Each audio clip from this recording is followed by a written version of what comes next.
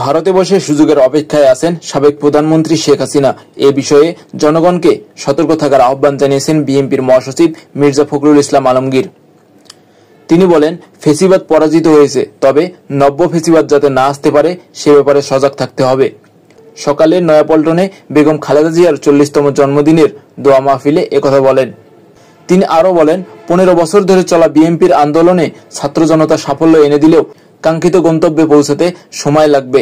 নির্বাচনের মধ্য দিয়ে জনগণের অধিকার প্রতিষ্ঠা করতে পারলেই চূড়ান্ত সাফল্য আসবে। জনগণের অর্জন নষ্ট করাতে আবার নতুন কোনো ফেসিবাদ আসে কিনা সে আশঙ্কা রয়েছে বলেও জানান মির্জা ফখরুল ইসলাম আলমগীর।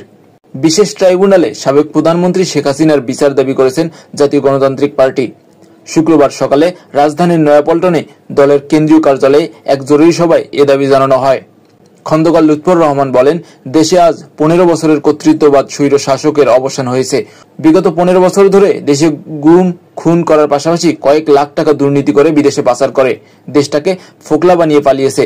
এই সময় তিনি গণহত্যা ও বিদেশে অর্থ পাচারের জন্য শেখ হাসিনাকে ভারত থেকে এনে বিশেষ ট্রাইব্যুনালের মাধ্যমে বিচার দাবি করেন। খন্দকার লুৎফর রহমান আরও বলেন, শেখ হাসিনা পালিয়ে গেলেও চক্রান্তকারীরা বসে নেই, দেশে অরাজকতা সৃষ্টির পায়তারা করছে তারা।